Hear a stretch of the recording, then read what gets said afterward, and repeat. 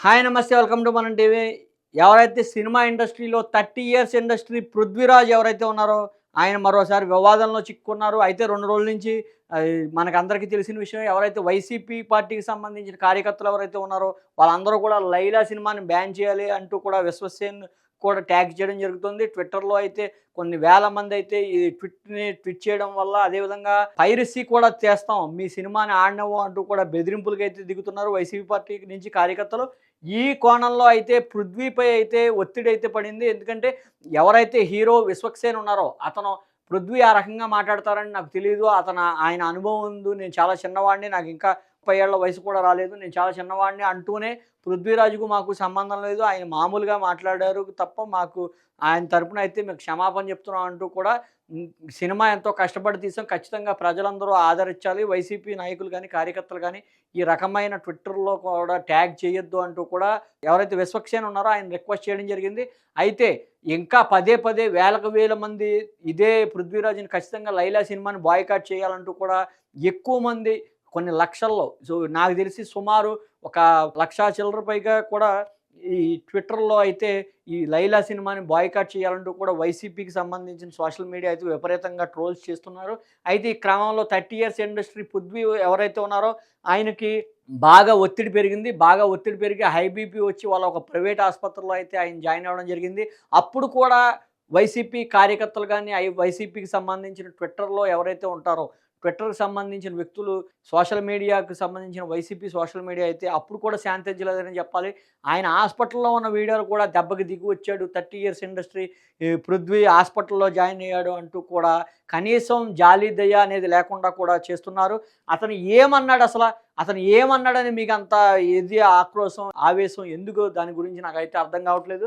మనం ప్రధానంగా ఆయన అసలు ఏమన్నాడో ఒకసారి విందాం. పిలిపించి క్యారెక్టర్ అండి మన అభిమన్యు సింగ్ గారు ఆపోజిట్గా మేకల సత్య అనే ఒక క్యారెక్టర్ అది. సో ఆ క్యారెక్టర్ మాకు క్లీన్ షేవ్ ఉండాలంటే సార్ మీరు క్యారెక్టర్ ఇచ్చారు, నేనేమో తమిళ్లో విక్రమ్ గారి సినిమాలో మెయిన్ విలన్ చేస్తున్నాను, ఆ గెడ్డం అది తీసేస్తే ఎలా సార్ అంటే లేదు లేదండి ఇది వైట్ చేద్దాం అని చెప్పి ఆయన నాకు అద్భుతమైన అవకాశం ఇచ్చారు. అలాగే మా హీరో విశ్వక్సేన్ గారు కానీ, రామనారాయణ గారు కానీ, అలాగే కెమెరామెన్ గారు చాలా అద్భుతంగా చూపించారు. అభిమన్యు సింగ్ గారు అయితే దమ్కి మటుకు చాలా బాగా ఇచ్చారు. ఇంకోటి అది యాదృచ్ఛికంగా జరిగిందో ఇంకోటి జరిగిందో తెలియదు కానీ సుమగారు మేకల సత్యాన్ని పట్టరండిరా అని చెప్పి తీసుకురమ్మంటాడు. తీసుకెళ్ళి ఒక మేకలు ఉంటాయి గ్యాప్లో, షార్ట్ గ్యాప్లో ఎన్ని ఉన్నాయరా అన్న, ఈ ఒక 70 అండ, ఈ ఒక 80 అండ, 150 ఉన్నాయి మేకలు. డైరెక్ట్గా 150 మేకలు ఉంటే లాస్ట్ సినిమా అయిపోయి ఇంకో సీన్ ఉంది. నా బాంబర్దులు రాగానే నన్ను రిలీజ్ చేస్తారు. కరెక్ట్గా లెక్కేస్తే 11 ఉన్నాయండి.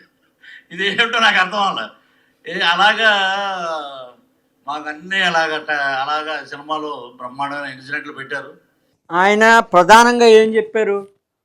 సినిమా స్టార్టింగ్‌లో ఆయన మేకలు కాసే వేషం అయితే వేస్తున్నారు. 150 మేకలు ఉన్నాయని చెప్పారు. ఒక చోట 70, ఒక చోట 80, 150 మేకలు ఉన్నాయన్నారు. అయితే లాస్ట్‌లో సీన్‌లో 11 మేకలే మిగిలాయన్నారు. దాంట్లో వైసీపీ నాయకులకి ఎందుకు కోపం వచ్చింది?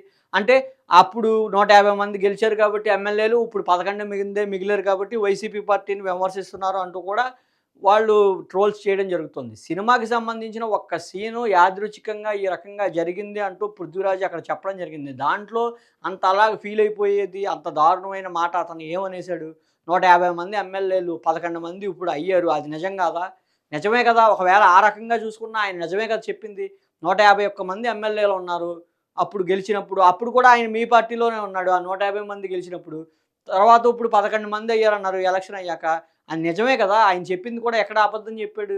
దానికి ఓకే సోషల్ మీడియా బాయ్‌కాట్ చేయాలి అది ఇది అంటూ కూడా కరెక్ట్ కాదనేది చాలామంది భావిస్తున్న ఫీలింగ్ అయితే ఉంది. అయితే ఇందులో గమనించాల్సింది ఇంకోటేంటంటే ఎవరైతే విశ్వక్సేన్ హీరో గారు ఉన్నారో, హీరో గారు కూడా కొంతమంది అయితే కనుక విశ్వక్సేన్ కొంచెం అతిగా స్పందించారు.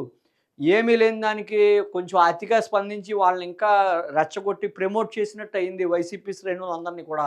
నన్ను దయచేసి చేయొద్దు. ఆయనేంటంటే ఈ గొడవని ఇంతవరకు సద్దుమణిగిద్దాం అనే ప్రయత్నంగా అయితే ఒక ప్రయత్నం అయితే ఆయన చేయడం జరిగింది. అయితే ఆ ప్రయత్నాన్ని పూర్తిగా వ్యతిరేకిస్తూ ఇంకా రెండింతలు రెచ్చిపోయి వైసీపీ శ్రేణులకు సంబంధించిన సోషల్ మీడియాలో అయితే విపరీతమైన ట్విట్టర్‌లు అయితే రావడం జరిగింది. అయితే దీనికి సంబంధించి కొంతవరకు ఎవరైతే నిర్మాతలు ఉన్నారో వారందరూ కూడా కొంత భయాందోళనలో అయితే ఉన్నారు. ఎందుకంటే దీనికి సంబంధించి ఇంకా వైరల్ అవుతుంది, నెగెటివ్ ప్రమోట్ అవుతుందన్న ఒక భయం తప్ప వేరేదేం కాదు.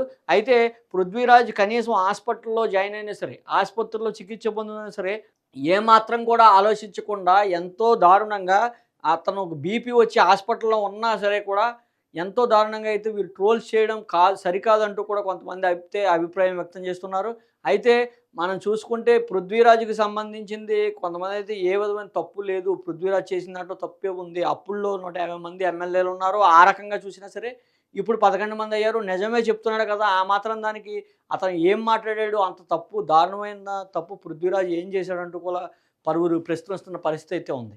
అయితే మనం చూసుకుంటే ఎవరైతే కొంత హీరో ఎవరైతే విశ్వక్సేన్ ఉన్నాడో కొంత అతిగా స్పందించడం.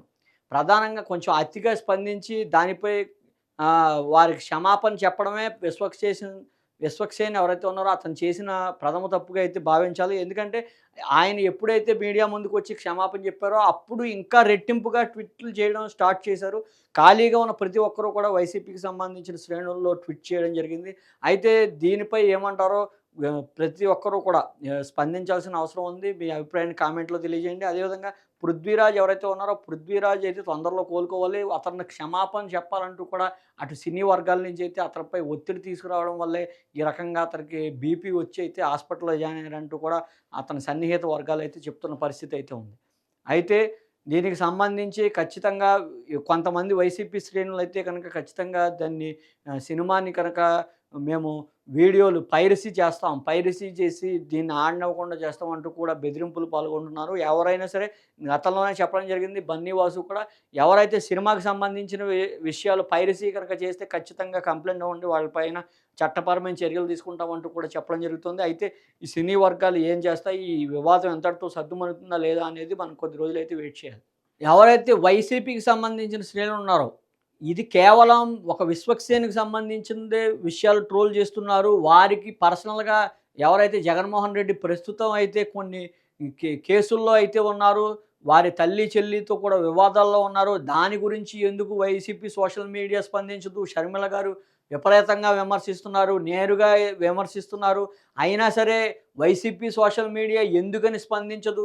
వారి కుటుంబానికో న్యాయం, బయట వారికో న్యాయమా అంటూ కూడా ప్రశ్నిస్తున్నారు. వారి పట్ల వారి సొంత అన్న పట్లే అతను అన్యాయం చేస్తున్నాడు, తప్పులు చేస్తున్నాడు, నన్ను వెన్నుపోటు పొడుస్తున్నాడు, మా కుటుంబాన్ని మొత్తం, నా తల్లిని, నన్ను, అదేవిధంగా నా కొడుకుల్ని కూడా, కుమారుల్ని కూడా వెన్నుపోటు పొడిచాడు జగన్మోహన్ రెడ్డి అంటూ నేరుగా విమర్శిస్తున్న వైఎస్ షర్మిల గారిని మటుకు నేరుగా విమర్శించే సోషల్ మీడియాలో అయితే దమ్ము, ధైర్యం అయితే వైసీపీ పార్టీ శ్రేణులకు గానీ, దానికి సంబంధించిన సోషల్ మీడియా కార్యకర్తలకు గానీ లేదంటూ కూడా పలు విమర్శలు అయితే వస్తున్నాయి.